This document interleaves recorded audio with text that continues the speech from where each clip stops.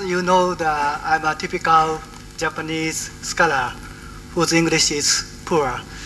I'm sorry, so please kindly speak slowly.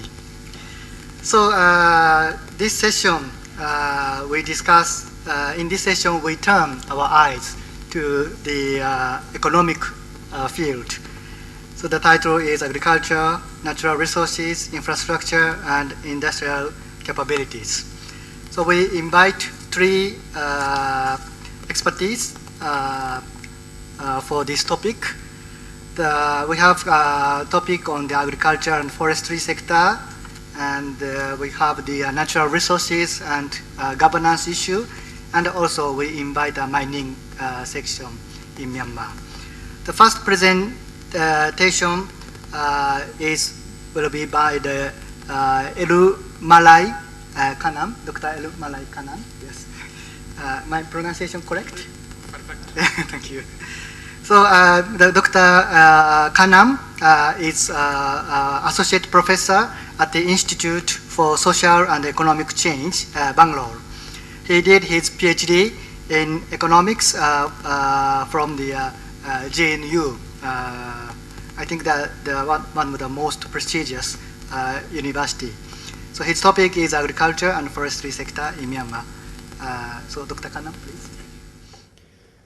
Thank you, Mr. Chairman, and I thank the organizers for inviting me to make this presentation here. I think we had a very productive discussion on transition of Myanmar till now. It is very important in my understanding that we need to locate various economic activities across these transitions or across these different regimes which we have been discussing so far. I will take agriculture sector as an example and locate this sector in different regimes. I admit that I have done this only partially, it's not a complete attempt. I organize my presentation as follows. I'll give you a small background. Then it's important to understand the history when you talk about the performance of agriculture sector, particularly in the context of Myanmar. Then I'll discuss about the performance of crop and exports, crop production and exports are particularly rice. Though Dr. Mail asked me to talk about forestry, but I didn't find a reliable database on that. Therefore, I thought I'll talk only about the crop sector, which in fact accounts for about 80% of the value of agricultural output. Then I'll outline some of the challenges that the Myanmar's agriculture sector faces. So what is the background? Why we should discuss about agriculture sector when we talk about the transition of Myanmar's economy? I think despite the great talk about liberalization, economic liberalization, the integration of Myanmar economy with the rest of the world and flow of FDI and private investment in industrial sector, agriculture continues to play an important role in overall growth of Myanmar's economy. There are different statistics and from different sources. So according to ADB 2013, agriculture contributed about 36% of GDP and 25% of exports and provided employment to about 70% of population in 2010. And these statistics vary according to the sources because there is always a problem about the data which are particularly available for Myanmar. And what is more important is that about 70% of 58.4 million people live in rural areas. It's a huge chunk of population live in rural areas. And according to UNDP 2001, 36% of them are very poor, which means the agriculture plays a greater role bringing these people above the poverty line. And therefore, the performance of this sector is particularly very important in rural economy. And various documents generated by the international organizations underline the fact that the government of Myanmar gives priority to agriculture sector and its role in overall development of rural economy.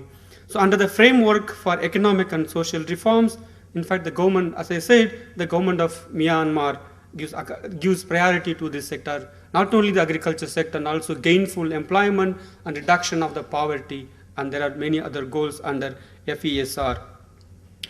Under FESR, agriculture is treated as the main driving force for economic and social development in rural areas.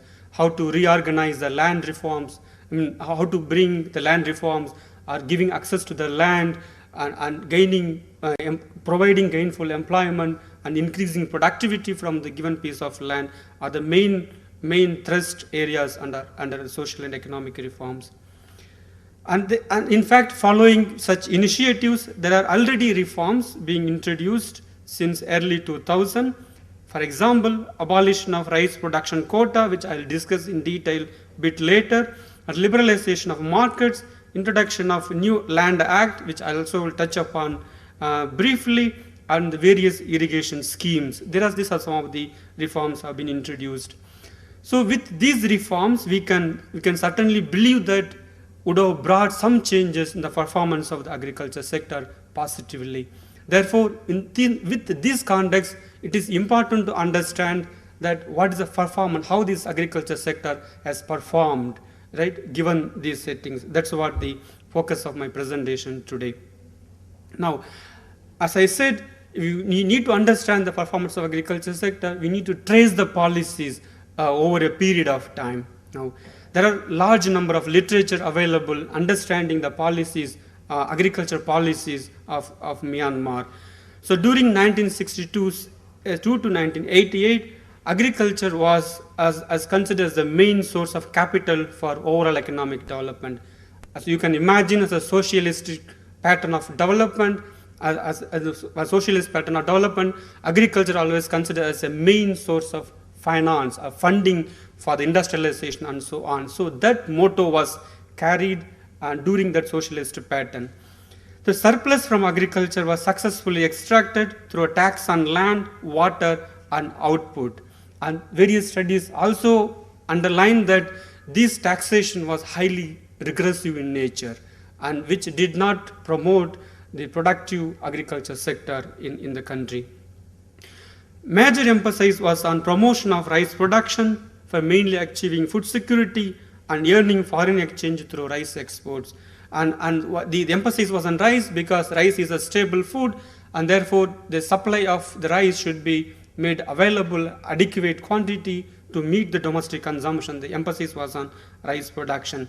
How it was met? Through various intervention carried out by the government of Myanmar. One of such interventions was the introduction of compulsory paddy procurement through a quota system, and at an administered price, and the rationing of food supply to the consumers. This is mainly for the citizens, I believe it's for the citizens and army people. So these are some of the interventions introduced mainly to augment the supplies for meeting the food security concerns in the country. But the compulsory procurement of paddy has its own consequences, its own problems in motivating the farmers to make investment in agriculture sector. Now, the problem, as I said, there is a compulsory procurement of rice, but at an administered price. There are studies which shows that the administered price of paddy was far below the domestic and international prices, which means is a tax. The farmers were taxed. They are not allowed to get the price which is actually prevailing in the international market or even within the domestic economy, right? So further, the government was the monopoly agent in export of the rice. In that case, the private sector entry was controlled. This is completely the controlled regime where the state had control over the exports, procurement, and the pricing of the prices and fixing of prices of the paddy. Now, there is also a mandate that what the farmers should grow, what kind of crops that they should grow on the farms. Now, these strategies also considered as a kind of exploitative for various reasons, such as the food prices and agriculture wages were kept very low level, presumably for development of industries through revenues from the agriculture sector. It's highly exploitative in nature. Consequently, the public and private investment in agriculture was stagnant. This has also been established. With the low investment, there existed a large yield gap in rice. The the rice yield in Myanmar is often compared with that of Vietnam's rice, because Vietnam was the net importer of rice till 1980s. Once the government withdrew from the rice sector, the productivity has increased, and Vietnam emerged as one of the largest exporter of rice in the world. Now it is number 2 in the world market after the Thailand. Now India is also one of the largest exporter of rice. Therefore, this control regime more or less constricted the development of the rice sector in Myanmar. Nevertheless, in 1987, some reforms were introduced. As part of it, the compulsory procurement system was abolished, but unfortunately it was reintroduced in the very next year and continued till 2003. Why? There are some reasons. Why did they do that? But there are other crops like pulses which was not brought in. Once the pulses was brought under market liberalization, but it was kept under market liberalization and the government withdrew. But as far as the paddy is concerned, the rice paddy is concerned, the government continued to play an important role restricting that sector. And why did it bring, once the compulsory procurement was abolished, but reintroduced in the very next year for the reason that there was a significant rise in domestic price of paddy, and there was also significant rise in the inflation, which the government thought is not good for the general public and also for the overall the economy. For that reason, this compulsory system was reintroduced. However, the procurement quota, which the farmers supposed to give some quantity of rice to the state for meeting the public supplies, but the quotas, the amount of quota was reduced, but still very high. And there are studies which shows that the compulsory quota varied from 210 kg to 250 kg per acre, which accounted for about 25 to 30% of rice production at farm level. Imagine, 25% of the paddy produced by a farmer should be parted with the government at a low price, and which means the farmers had no incentive even to invest on the farm. This was the situation. Now, there are also studies shows that there is a huge difference between domestic and international prices at about 40%, which means the gap between the price at which the paddy was procured and the price which was prevailing in the national market, the difference was about 40%, which means the taxation of the farmers with respect to the pricing was about 40%. Indirectly, you can draw meaning like that. Now, along with the reintroduction of the quota system, the government also encouraged the farmers to go for summer paddy cultivations, mainly to augment the supplies, and for which the government also encouraged the farmers to exploit the groundwater as much as possible, the groundwater, because summer season, so the only source of the water is through the groundwater resources, for which the government came forward with what is called as a pump irrigation technology, which is mainly diesel pumps. So diesel pumps were distributed, though at a subsidized rate, but it's largely driven by the private investment. But the government also fixed the irrigation charges with very high rate, which was prohibitively higher than that of the canal water. So even the farmers did not have much interest to invest on diesel pump sets technology. And the various studies also shows that the profitability in cultivation of the paddy, summer paddy particularly, was low. And overall, there was no incentives for the farmers to produce the quality rice. This is also one of the reason why the Myanmar's rice did not enter competitively in the world market, because quality of rice was low and the farmers did not show much interest to invest more on the production.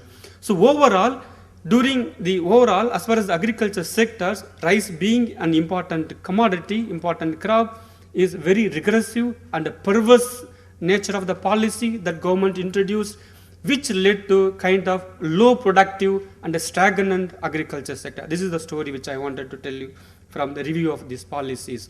Now, with these policies, also it's important to see how the sector has performed, right? And I keep this rice as a central focus of the discussion.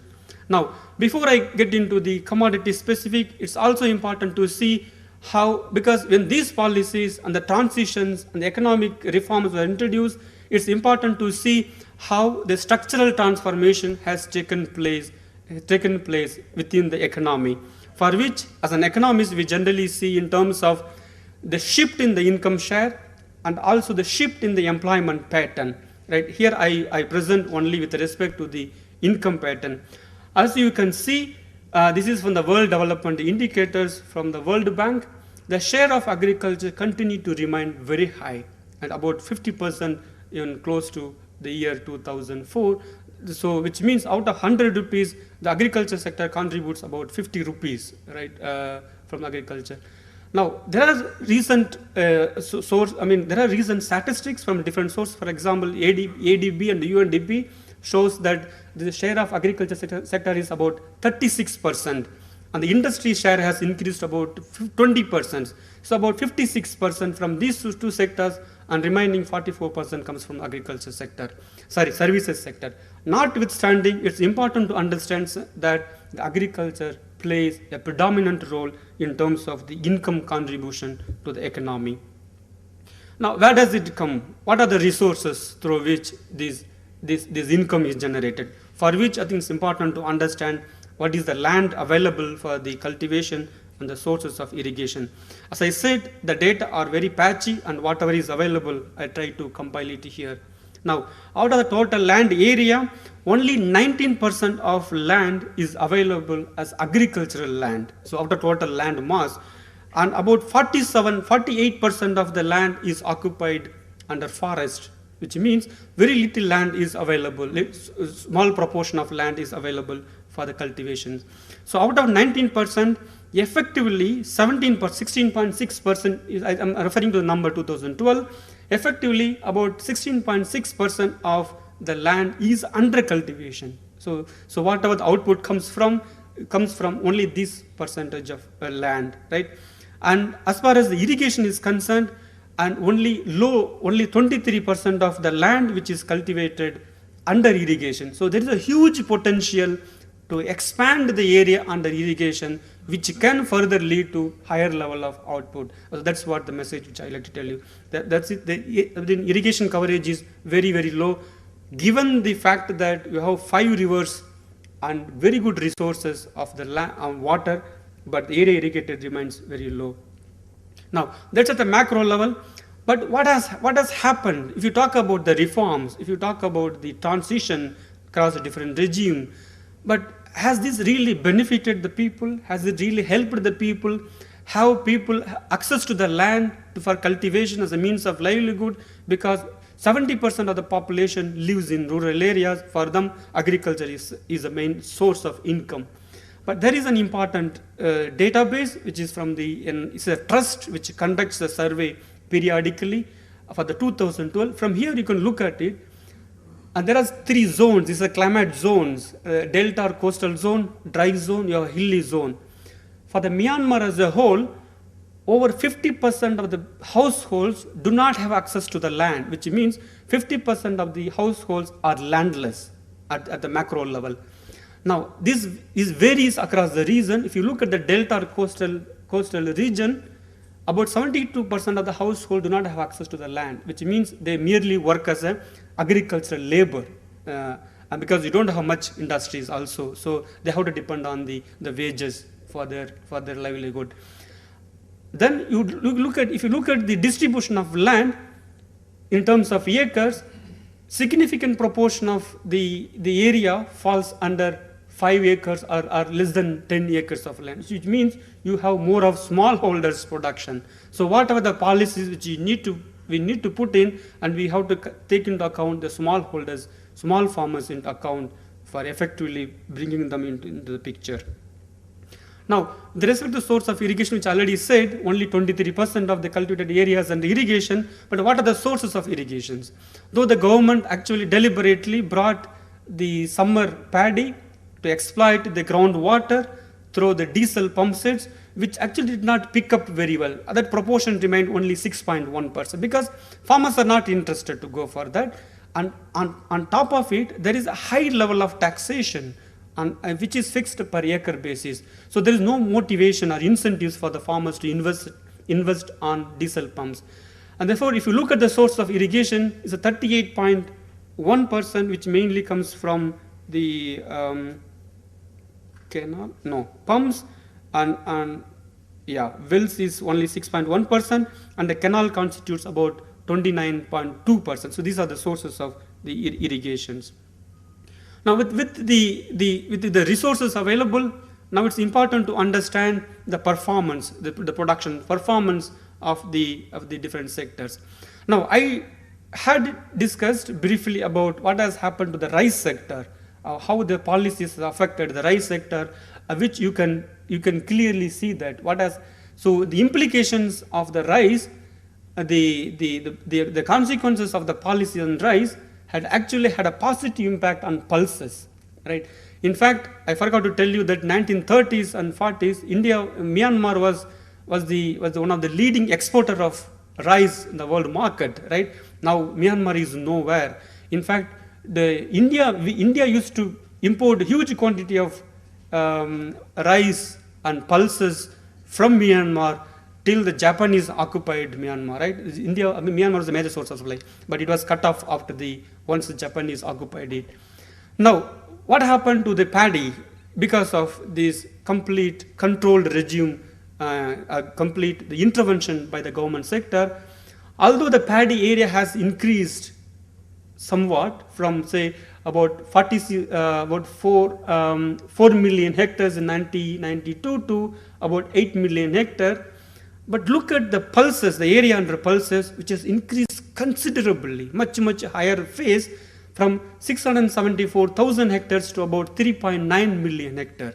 If you look at the growth rate, the increase in the paddy growth area under paddy was about just 2.5% between 1992 to 2012, whereas for pulses it was about 8% growth in area.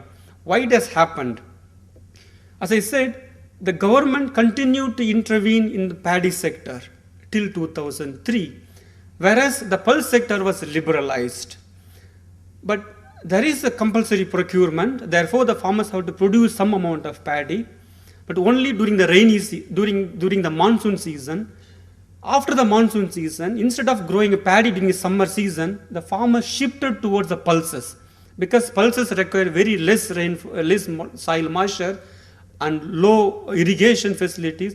So immediately after harvesting of the monsoon paddy, the farmers used to sow pulses. So that's how the area under pulses have increased considerably.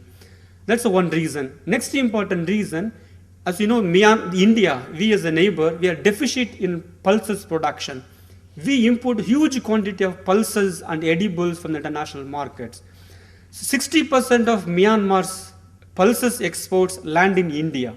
So we are the major consumers of the pulses. Among the pulses, the beans are the top ones that India exports. So if you look at the area, the significant proportion of increase in area under pulses has actually comes from beans. So the beans, faba beans, lima beans. So those are the beans under that. So was the production. So production and also has increased, but nevertheless the increase in production of pulses was much higher than that of paddy. But what is more concerned is about the yield. Now, if you look at the yield of the paddy, between 2000 and 2012, it remains more or less stagnant, right? Whereas if you look at the pulses, it has increased from the 0.7 tons to 1.32 tons in 2012. So therefore, the research is also, as the research efforts are also more or less concentrated towards the increase in the productivity in the pulse sectors. And again, as I said, the major increase in pulses mainly has come from the beans, right? That's what one thing which I'll tell you. Now, if that is the case, what has happened to the export sector, right? Now, this is what the trend very clearly shows. The export of rice is never crossed, except 1 year in 2001, it remained less than 1 million tons, is below that, is hovered around, say, 500 or 700,000 tons. But whereas the export of beans, which has showed more or less increasing trend over a period of time. So the beans has actually, within the pulses, has actually taken over the rice sector, and which is being one of the top exported commodity from Myanmar, right? So this is which I thought discuss the overall what has happened in the agriculture sector, keeping food crops as a focus and during different periods. Now, is this rosy trend with respect to pulses will continue? Are the rice sector is liberalized? Will this liberalization rice sector going to be advantageous to the rice farmers in Myanmar, right? I think that's going to be a big question, because still the policies are not very conducive. There is a 10% export tax. So any commodity that's exported from Myanmar, there's a taxation of that. And the problem of access to the land, which I'll tell you, the problem of access to land, that is the secured land tenure system for encouraging investment in the farmers, in the sense that though there is a new Land Act 2012, which gives a lease of land for about 60 years, but there is complete uncertainty about that land. The government can nationalize that land any point of time. If a farmer falls in debt, the government can take over the land. So there is complete insecurity about the tenuity, the tenurial pattern of the land, which actually will prohibit the farmers to make investment in land. The next important issue, which I thought, was the irrigations. The irrigation there's a potential to increase the area under irrigations. I think the groundwater sources are really good, and you have good examples from India and other neighboring countries how that can be extracted. I think the challenge also remains with respect to the expansion of irrigation area. The third important aspect which I thought is the bridging that yield gap. Now, the yield of paddy in Myanmar is about 5 tons per hectare, but here in Thailand is about less than 3 tons per hectare. So there is a huge scope to increase, the yield gap, because you have good resources and there is a technical know-how which can be brought in to increase the productivity, but there is a challenge of the bridging that yield gap through new technological innovation. And another most important challenge is how to motivate the farmers to grow the crop in a profitable manner, for which the availability of remunerative prices to them is very important, right? I think that's a motivating factor for them. And how that can be done? Through improvement in supply chain and linking the farmers with the markets, right? And the supply chain, now it's more of the government controlled, right? The government is acting as a sole agent of the procurement and the distribution. I think no, that's a liberalized, but it still needed time to analyze the impact of such a liberalization. So assuring the remunerative price to the farmers, again, is really important to keep them in a business, right? Another important challenge is going to be the improvement in the rural road network, because the transportation is very important, right? To move the produce from the farm to the market, because again, I read from various literature that the road network is very poor, and there are various studies which shows the 1% increase in the road network likely to impact the TFP growth, the total factor productivity growth, in a very significant manner. I think the road network plays an important role. Then finally, the providing electricity in rural areas. According to UNDP, only 35% of the households in rural areas have access to the electricity. And a huge section, the larger number of villages remain unelectrified. I think that also remains important challenge to revive the agriculture sector in the rural areas.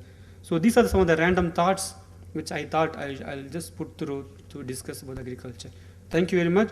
If you have any specific points to share, I will be happy to do that. Thank you.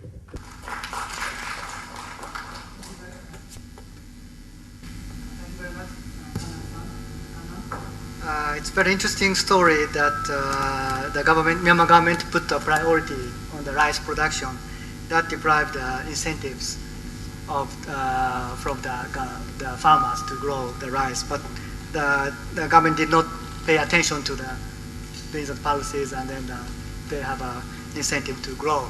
Thanks to the Myanmar farmers, we can have a very good bean dal curry in India.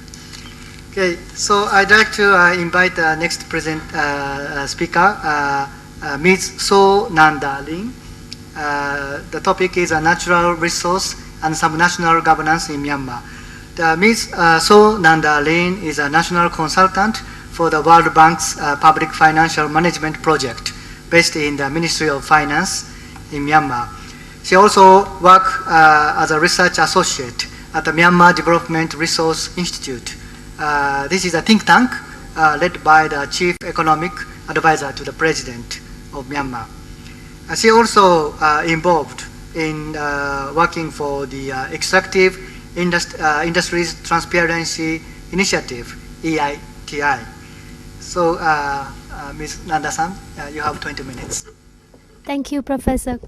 Thank you. Mingalava, good afternoon, everyone. Before I start my presentation, I would like to thank NIES and conference organizer for having me to this very important event emphasizing on Myanmar issues. It is really an opportunity to meet and all of you, and I do hope that we will have future collaboration between institutes in India and young researchers like me from Myanmar. My presentation reflects neither World Bank nor MDRI, that my former organization. I only would like to share my thoughts with all of you based on my experience. My presentation consists of 4 parts, and the first one begins from the ownership and responsibilities of natural resources in Myanmar, and then I will talk about the current political and institutional reforms during the transition, and the third part of my presentation highlights the role of subnational government in natural resource sector, and the last part emphasizes key challenges and opportunities of resource sector and decentralization process in Myanmar. And this is the map of natural resources from Burma News International, the institute that established papers focusing on peace process. This natural resources map shows that the majority of natural resource-based economic activities, in this case, I would like to highlight the extractive resource sector, that mining, oil and gas. These are highly concentrated in ethnic states, and some are in conflict areas.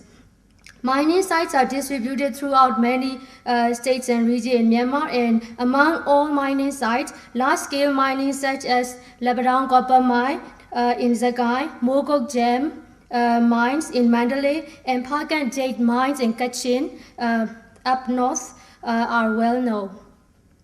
Regarding the oil and gas sector, the major offshore sites are Yedana and Yedago Zodica and Shui Gas Field. Gas pipelines run from Shui Gas Field to China and from Yedana and Yedagon to Thailand. In next section, we have Myanmar representative who will talk about energy sector. So I will not talk detail about this in my presentation. And according to the 2008 Constitutions Article 34, all lands and natural resources above and below the ground, as well as above and beneath water and atmosphere, is owned by the Union. Both supervision and utilization of extraction is in the hand of the state sector, and line ministries issue license. According to Myanmar Directorate of Investment and Company Administration, DICA, the foreign direct investment in 2013 is with a large share of mining, or hydropower, and oil and gas. However, due to the poorly managed natural resource sector and lack of transparency, the Revenue Watch Institute ranked Myanmar as having the worst resource governance among 58 countries studied in 2013. Extractive resource sector revenue contributes significantly to Myanmar's economy. And according to the government official statistical data, estimated export value of minerals for the budget year of 2013 and 14 is $1,150.2 million. Government also conducted a jam emporium annually in Naypyidaw that the sales reached US $3.4 billion in 2014. And based on the IMF data, natural gas export is 34% of total export and 7% of GDP. But with underdeveloped infrastructure and a negligible investment in human resources development, Myanmar is ranking 149th among 185 countries rated in the 2013 Human Development Report of the UNDP.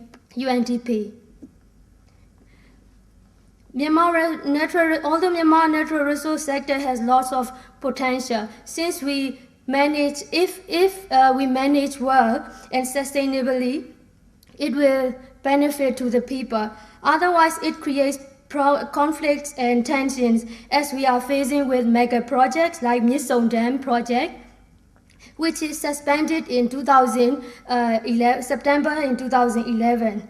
But it only can guarantee during the President U Thein Sein's administration, and people do not know what will happen next. Another one is Labadao copper mining project, where we have conflict between local communities and military-owned Myanmar Economic Holding Company joint venturing with Chinese Wanbao Company.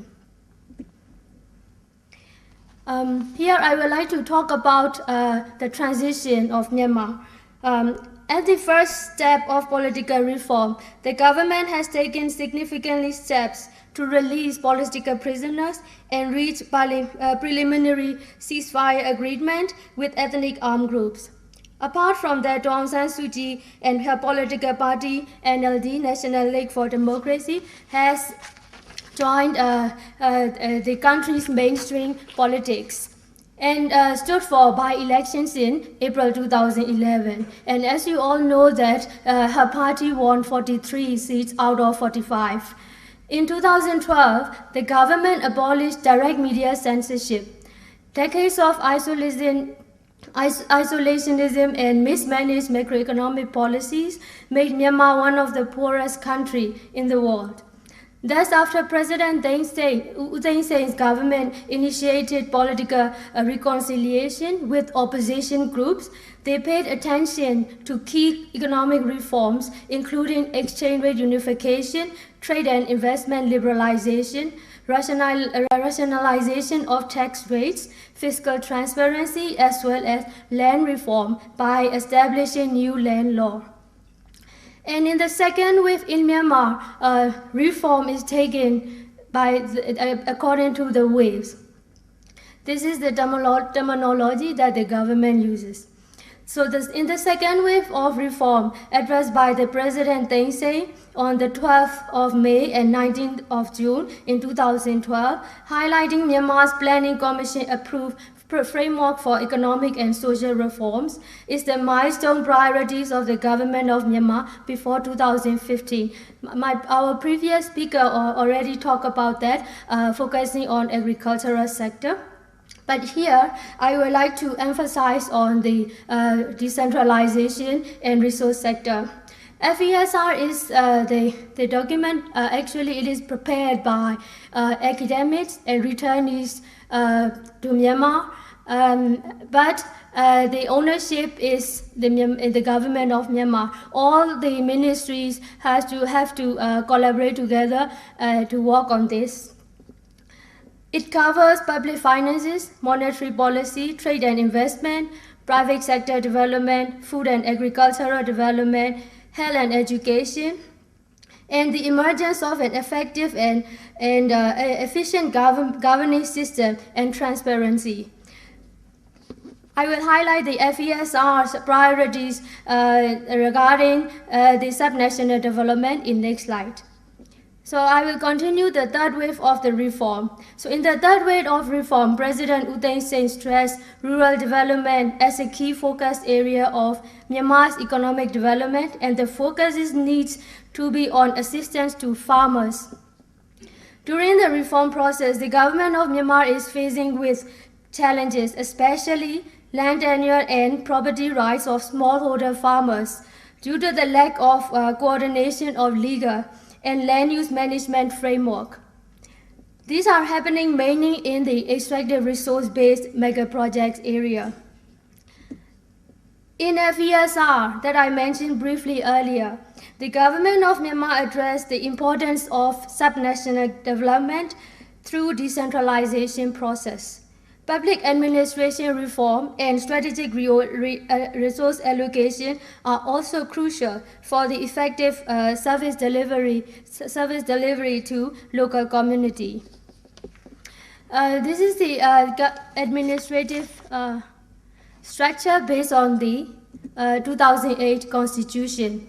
We have a speaker in the morning session talk about this already. So here I would like to focus on the role of general administration departments and the military-led Ministry of Home Affairs, which is the backbone of subnational administration. It is a unit of the, since it is the Ministry of Home Affairs, they have the decision-making, somewhat decision-making power at the subnational level governance. So at the subnational level parliament, parliamentarians are empowered to enact laws related to matters defined by Schedule 2 under Article 188 of 2008 Constitution.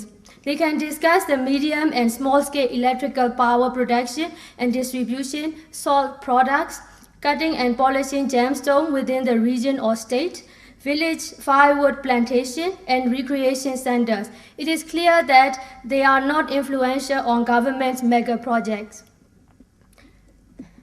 When we look at the states and region poverty conducted by the Ministry of National Planning and Economic Development, Chin State is the poorest state among all states and regions. However, this pattern will be changed in current situation as this was conducted in 2010. And what I found out is that in 2014 national census, the life expectancy of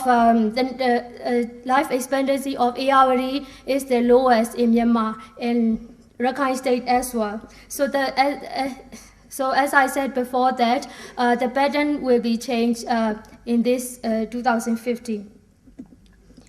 And it is important to consider the development status in ethnic states for stable change and institutionalization, a more balanced economic relationship between the central and subnational level in order to break the complex link between natural resources, conflict, and poverty in Myanmar. There are key challenges of subnational governments in natural resources management. Since they do not have ownership and incentive to manage natural resources, they do not have power and interest in negotiating with the central government. However, this scenario will be different if we have elected chief ministers in states and regions.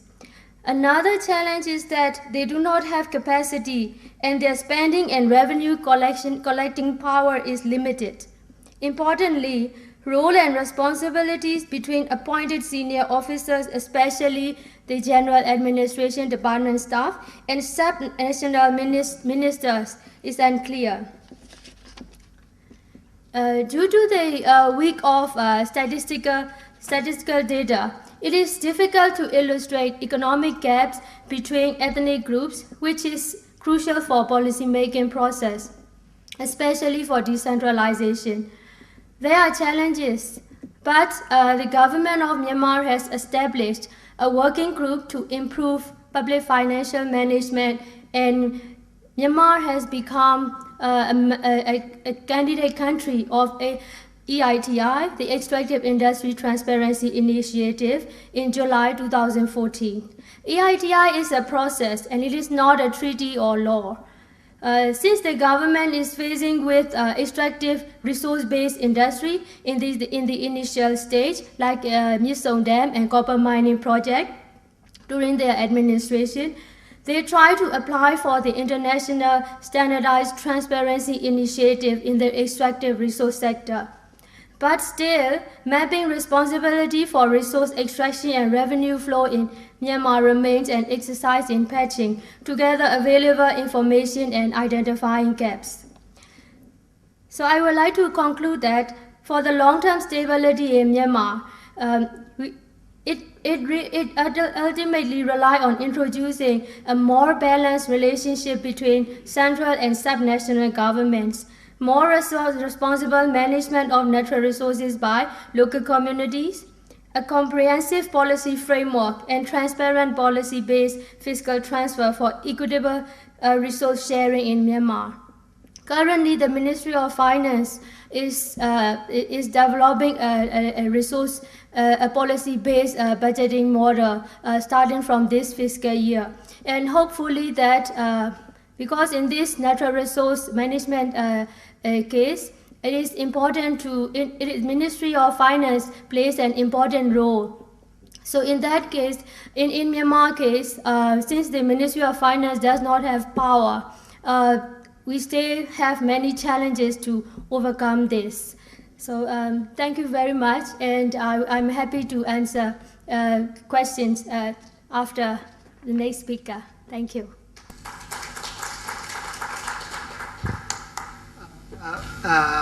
Ms. So Nandalin, thank you very much. Very interesting presentation. Actually, the state and regional parliament and government was first established in Myanmar since independence in 1948, based on the 2008 constitution. So the local government, the division of the labor or the responsibility between the national government, union level government, and the subnational, the local state government is the first experience for your Myanmar. So thank you very much for your very interesting presentation. Okay, so our topic is mining sector in Myanmar, making sense of resource conflict. Good afternoon, everybody. Apart from the others, I would like to thank especially Professor S. Chandrasekhar, who has helped me in this presentation. Thank you, sir. My topic is mining sector in Myanmar, making sense of resource conflict. So this is how the format of the presentation. I would like to look at this resource conflict through Mackay's heartland theory. The resource details through maps, historical origin of the ethnic conflict, where I'll be briefly discussing about the Panglong Agreement, the overview of the ethnic conflict and the status of it till date, the counterinsurgency operations adopted by the Myanmar government, and some probable questions. So what exactly is this theory all about? It's a theory of geopolitical relations proposed by Halford J. Mackinder in the form of an article, the title of which is The Geographical Pivot of History, which was submitted to the Royal Geographical Society in 1904. So what does this theory talk about? It tells that whoever controls the Eastern Europe controls the quote-unquote world island, which comprises Asia, Europe, and Africa, and then ultimately the entire world. So why East Europe? Because it has large volume of resources. So how does it look like? So as you can see, if you have the Eastern Europe here, and if you can control this, then you'll be able to control Africa, Asia, and Europe. So if I try to look this through our current topic. So this is the administrative map of Myanmar. As we are aware of, and as my earlier speakers have clearly specified, the difference between division and states. States are the peripheral areas inhabited by the minority ethnic groups, and the central region, the divisions, which are mostly inhabited by the majority Burmans. So if I try to superimpose this administrative map onto the ethnic map, how does it look like? It looks somewhat like this. So we have the central region, the white portion, which comprises the majority Burmans, and also down south.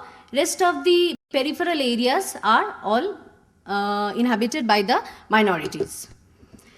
So since we are talking about mining and resources, I thought of stating how important this ministry is. So this ministry, the organizational chart of the ministry looks somewhat like this. It has got 6 enterprises and 2 departments. Each of the enterprise has been allotted a specific set of resources which they are supervised to look after. Like mining enterprise number 1 looks after lead, zinc, silver, copper, iron, nickel, chromite, antimony. 2, gold, tin, tungsten, rare earth, titanium, and platinum. 3, coal, limestone, industrial minerals, manganese, decorative stone. Myanmar Gems Enterprise looks after gems, jade, and jewelry. Salt and Marine Chemical Enterprise looks after salt. Pearl Enterprise, pearl breeding, cultivating. So there are 2 departments apart from these 6 enterprises. One is the Geological Survey, which looks after the exploration, and the Department of Mines, which is responsible for the policy formulation. So the Ministry of Mines has categorized the various available resources in Myanmar in these various categories. So under the very rich category falls jade, ruby, sapphire, limestone, rich copper, lead, zinc, tin, tungsten, gold, coal, and barite. Fairly rich antimony, silver, nickel, gypsum, iron, manganese, and poor chromite, PGM, that is platinum group minerals, radioactive minerals, diamond, fertilizer minerals, etc. So, keeping our earlier theory in mind and these maps, this is actually the map looks like the resources. So, if I try to look each of these resources through maps and keep our earlier theory in mind, how does it look like? As you can see, the central region once again has maximum of these copper deposits. Rest of the periphery looks blank. Next, if we go to the iron deposit, once again, this has got a mixed location. Both the central region as well as the peripheral, which is the Shan state, has maximum of these deposits. Also some here, down south. Lead, zinc, silver, similar case, it has got mixed maximum in the Shan state and in the central region. The nickel deposit, once again, it has very limited resources, but whatever is we find in the mixed, both in the central as well as in the peripheral areas. The antimony deposits, once again, maximum in the central region and also the region down south. Gold, platinum, once again, maximum in the central region. Manganese deposit, whatever we have mixed in the central region. The important ones are listed here and some others here. So, similarly, chromite, coal deposit, once again, as you can see, the concentration here in these areas in maximum. Limestone. So, one part we have the theory, the second we have the geographical location of these resources.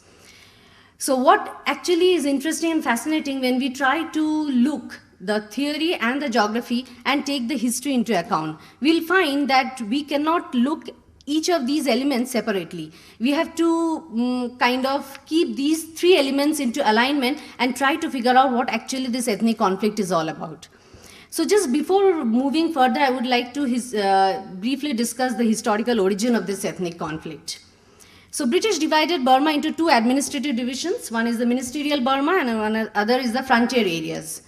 So British sided with the minorities and neglect the Burmans when it colonized the country in 1886. Burmans, naturally, the majority Burmans equated the colonial rule with that of the minorities. During World War II, Japan occupied Burma with the help of the ethnic Burmans. However, the realization that British as colonial masters were better than the Japanese prompted the majority Burmans to seek support of the British. As a next step, the 3 groups, the majority Burmans, the minority ethnic groups, as well as the British collaborated to overthrow the Japanese rule. Eventually, Burma achieved its independence in 1948. However, it is necessary here to briefly discuss about the Panglong Agreement. So, March 1946, first Panglong Conference was held in the Shan state. The British Director of the Frontier Areas, H.N.C. Stevenson, proposed United Frontier Union of Chin, Kachin, Shan, Karenni and Karen ethnic groups. However, this was rejected by the father of Myanmar, Aung San, who at that point of time led Anti-Fascist People's Freedom League. Naturally, there was a need for a second Panglong Conference, which was held on February 12, 1947. Some of the foundational principles like internal autonomy, right to secession, and possibility of creation of a separate Kachin state were agreed upon. Later on, this 12th February was celebrated and is till date celebrated as the Union Day every year. However, it was a kind of temporary agreement reached with the provision to secede from Burma after 10 years. Now, as one of the speakers earlier in the morning session pointed out that if we take the situation hypothetically, had Aung San not been assassinated on 19 July, would the situations been different? Because the provisions of the Panglong Agreement may have been implemented. So what is the status of the conflict so far? So there are more than 135 ethnic groups, which are divided into 8 major divisions. The numbers in the bracket are the subgroups. So the 8 major divisions are Bamar, which has 9 subgroups, Chin 53, Kachin 12, Karen 11, Kaya 9, Mon 1, Rakhine 7, Shan 33, and unofficially there are 6 ethnic groups. So there are various reasons of origin. If we take all the papers into account, then it starts from independence to autonomy to control of resources, of commodities. And how do these various ethnic rebel groups sustain themselves? They do so mainly through drugs, but also illegal taxation, bribery, forced labor, and expropriation of farmland. So till 1988, these groups wield enormous power and control. Post 1988, ceasefire agreements were signed individually with these groups. However, they were given 2 conditions: to retain their arms and to partially control their territory. By 1996, the government had signed peace treaties with some of these ethnic groups. However, 2008, a new constitution came up in which Article 340 has a kind of a tricky provision, which said that the military has the right to operate these private militias. Also, there was another point of these border guard forces, transformation of these private militias into border guard forces, which till date, obviously, all the groups have declined. So, if we take the counterinsurgency operations, then we will find that Myanmar government has adopted 2 types of counterinsurgency operation to deal with this conflict. One is conflict settlement. So, under conflict settlement, we find that, continuing from my previous slide, that the peace talks began after President Thein Sein came to power in 2011. There were 2 groups. So earlier individual agreements were signed with each of these rebel groups. But now there was an attempt to draft a national ceasefire agreement. So there were 2 groups. One was the government's Union Peace Working Group and another is the National Ceasefire Coordination Team. So by 2nd February 2015, almost all the rebel groups declared that they're ready to participate in the 60th anniversary of the Union Day if the government agrees to call for Union Nationalities Federation Council. And as we are all aware of that, on 31st March, the draft agreement was signed between 16 armed ethnic groups and the government. However, 2 groups, one is the Tang National Liberation Army and Kokan groups, has still refused to sign it. The second part of the counterinsurgency operation, which is the conflict containment, there were 2 specific policies adopted by the government. One was the 4 cuts doctrine, which Dr. Behra has earlier mentioned in his presentation. I would just briefly say that to deny the ethnic armed groups access to food, financial support, intelligence and recruits by driving the civilian population from areas where they could support these groups. So it's basically kind of a war limitation strategy where you geographically limit the rebel groups to a particular area, and thereby it becomes easier for the military to deal with the crisis. The second was the color code classification system. By this, Myanmar labeled how to deal with each of the groups after labeling them in colors. There were 3 colors, black, brown or white, based on the extent of government control. The black areas have been those in which government control is weak, brown where government control is challenged, and white where government control is strong. So how does it look like on a map? It looks somewhat like this. It's not white basically. So these are the areas, as you can see, there's this thing. So the black areas, brown and white zones. So before we move on to our probable questions, I would like to say that keeping a theory in mind, we could have very well concluded that since the central region is where the maximum resources are located and also where the majority Burmans stay. So we could very well have concluded that the majority Burmans would have succeeded in defeating these rebel groups.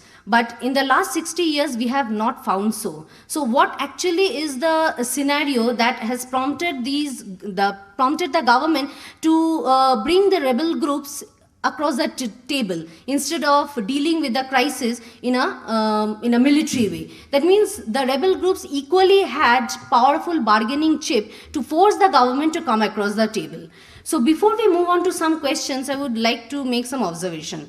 As my earlier speaker has already clarified, the Resource Watch Institute has ranked 58 out of 58 countries, Myanmar, in the 2008 Resource Governance Index. And the reasons they have stated are high level of corruption, extremely low level of accountability of expenditure of resource revenue, ineffectual regulation, and the absence of institutional oversight of natural resource projects. However, in July 2014, ma'am knows it very well, that EITI's board approved Myanmar's candidate status, thereby proving some sign of improvement. Second, arms procurement as a component of gross military expenditure has increased, as listed by SIPRI. China being the major arms exporter with 45%, 69%, and 58% in 2011, 12, and 2013 respectively. So what actually is everyone talking about this conflict thing? So the government blamed poverty as the driver of insurgency and has thereby pursued economic development without any kind of accountability. Economic development is actually benefiting the government officials, that is what the insurgent groups are saying, but it will not solve the conflict unless the demands of ethnic minorities are properly addressed. So on one particular topic, we have two different views. Once again, government feels that any kind, on the issue of revenue sharing also, there are some conflicting views by the government as well as the rebel groups. Government feels that any kind of revenue sharing by it would be used by the rebel groups to fund the conflict. The rebels, on the other hand, are targeting the infrastructure projects, which they consider as the chief finance provider to the Tatmadaw military modernization. So substantial flow of FDI after it opened up in 2011 without adequate accountability is actually increasing the scope of the conflict. So this is how, this is a map by National Geography, which has shown the exploitation and the displacement which is causing since 2011 because of this unaccountable FDI flows. As you can see, Burmese refugees in Bangladeshi camps, Burmese refugees in Thai camps, internally displaced persons in southeastern Burma, then you have, because of Mitsun Dam, there are these many number of people who are displaced. So there are some questions which we need to answer. One is, even if the heartland, as per the theory, is controlled by the majority Burmans, the minorities equally have a bargaining chip, and that is the country's rich natural resources. So the peripheral areas are not only controlled by the rebel groups, but those are the areas where we have the natural resources as well. So we need to find out some kind of a middle ground where both the demands of the government, the rebel groups, as well as a third party who wants to invest in these areas find a way. The scenario would have been different had the rebel groups not been strong enough to bring the government across the table. So here we cannot just throw away one group and support the other. We have to keep both the army, ethnic groups, the government, and the other investors into account, take them into account. So can we really say, is it a resource conflict or an ethnic conflict? I mean, I leave that to the audience. What is the status on the question of revenue sharing? Even after the draft agreement, we are not clear what exactly is the point of view on this revenue sharing. So the issues revolve around who produces and who appropriates them. With a perpetual conflict scenario brewing, what would a foreign country interested in investment do? With whom, basically, who are the major players? With whom are the third party going to interact?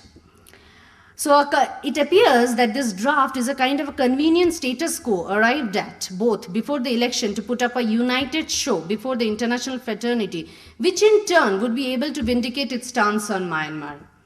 So, thank you.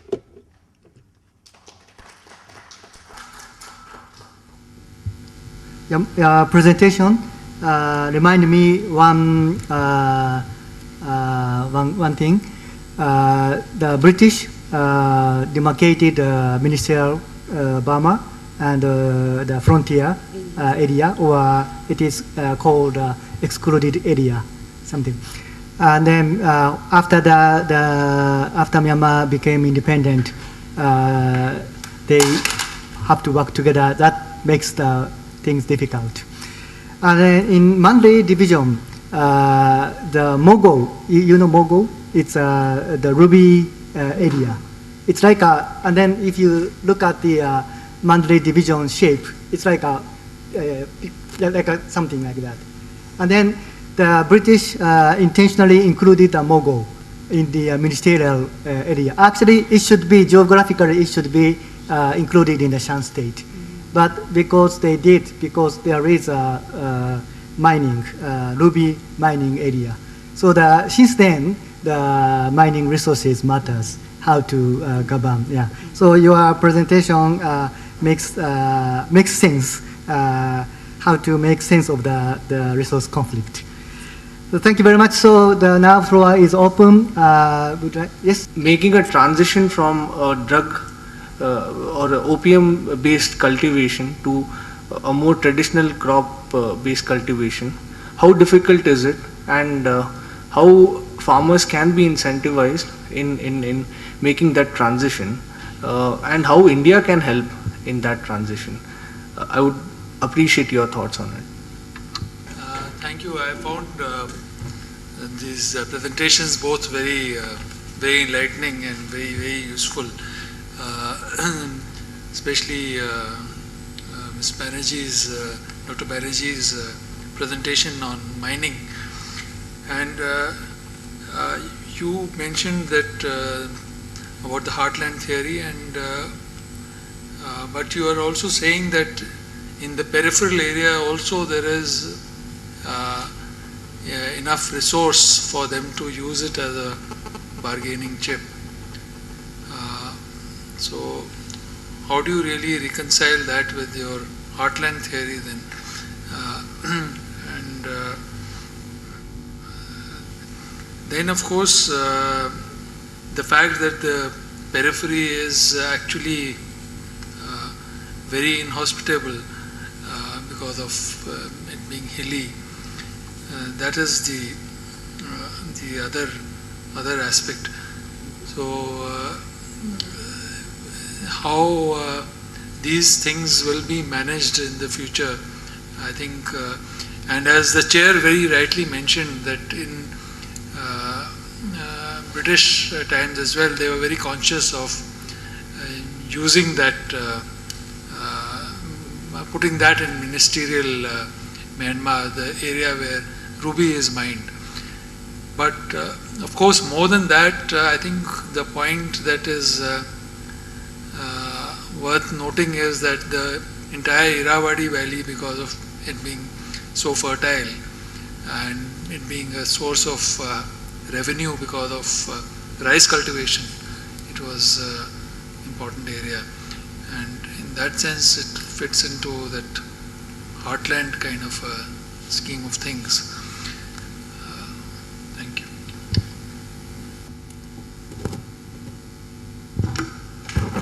I have one question for each of the three speakers, okay? First question goes to Dr. Cannon, okay? In agricultural sector, lately we come to know that farmers are quite comfortable with their business. Yet, not very much improvement has been, let's say, visible. What do you think is the main thing that has been hindering them to improve as much as it should? My impression is, if they could introduce small-scale industry to add more value in what they produce, I think we could have more GDP from agriculture sector. But how could we do that? That's my first question, okay? And the second question goes to Ms. Banerjee, okay? We are talking about the resources conflict and things like that. In Myanmar, we have our newfound freedom, newfound democracy since 2011, okay? Since that time, people who are not thoroughly, let's say, in the know about what they are going to talk, that making all the noises, activists, I mean to say. People in the countryside, they need some sort of a guidance. They need some education. Those people are easily misled by some activists who try to copy what the Western people has been doing, who try to, let's say, make advantage of the newfound freedom. At least to me, if those people are a little bit more rational, a little bit more understanding, Myanmar can go much more farther than right now. What has been retarding the development in Myanmar is because of the activists taking advantage of the newfound freedom. And to that opinion, I want to seek your view, okay? And to Ms. Nanda, I have one question, okay? The question is, the government has been trying to delegate power to sub-regional levels and all these things. But my worry is, capacity is not there yet to handle those things. Sometimes responsibility without capacity to do it properly can be very, very dangerous. Do you see that sort of a possibility in Myanmar's today's situation? That's my question. Thank you. Okay, thank you very much. So, yes. Okay. So, Thank you, Professor Kuro, an inspiring speaker. The main question is, Myanmar is very well known for its abundant natural resources, but where do you relate the natural resources with the political theory of the resource curse, especially the British economist, the Paul Collier? He wrote a very famous book on the bottom billion. He mentioned 5 points for the country with the natural resources in relation to the mismanagement, bad governance, bad neighbors. I would like to know your opinion on Myanmar as a nation with the abundant natural resources and the political theory of the resource curse. Thank you. Okay, so that's the responses from Myanmar. Thank you. I think I'll answer 2 questions. I'll start with his question first. I think it's quite possible to shift the substantial level of labor force from agriculture to non-agriculture sector, particularly when the Myanmar economic development is a nascent stage. I think is at early stages of development. It's quite possible. Your question itself had an answer that it's important to set up agro-based industries because the skill is not very high. You cannot shift, you cannot take the rural level force and put in IT sector, right? It's not possible. But you have to employ them in the sector where they are comfortable and their skill can be utilized. I think agro-based industry is one such thing which can be done easily. You have vegetables, fruits, and pulses and paddy. I think that's where the one strategy could be possible. Over a period of time, how we can shift the labor force, which in turn leads to achieving higher level of productivity in agriculture sector. This has been the development strategy elsewhere, but in India it did not happen like that. But I think advantage is that the Myanmar is just starting, just began in the last 5 years. This could be one of the strategies for doing that one. That's what I think at this stage. Value addition is very important, not the export of raw material as such, but what value can be added, which can bring generate gainful employment. That's one thing I think. I think regarding his question on poppy cultivation, I think it's more of policy. It's difficult for me to answer. It's a state policy, regulations through various measures. That could be the possible solutions.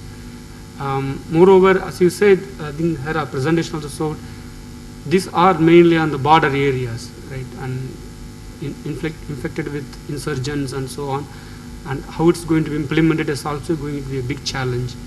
I think it's more of policy strategies one has to think of, how to bring the area under these crops to some other food crops or fruits and vegetables and so on. Thank you very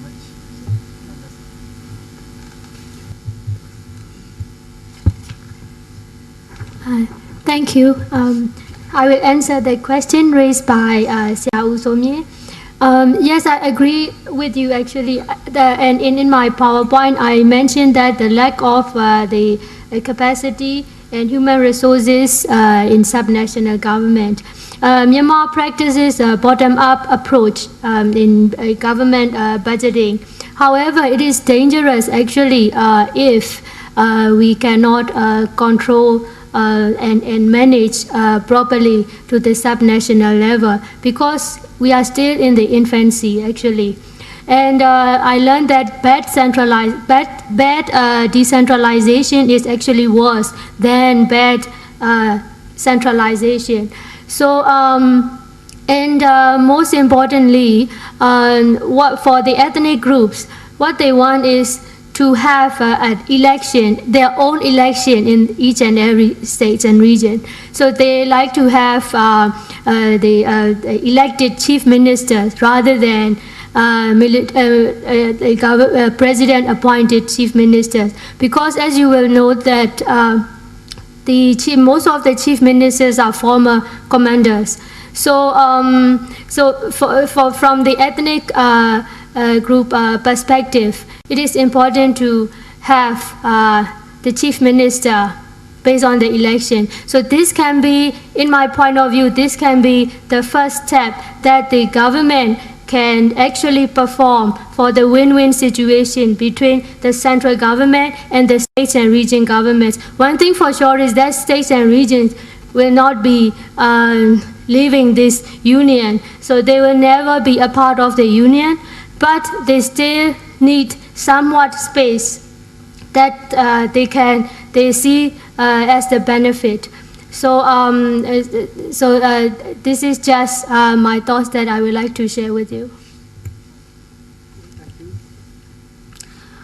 First of all, I'm not yet a doctorate. I'm just Chuporna Banerjee.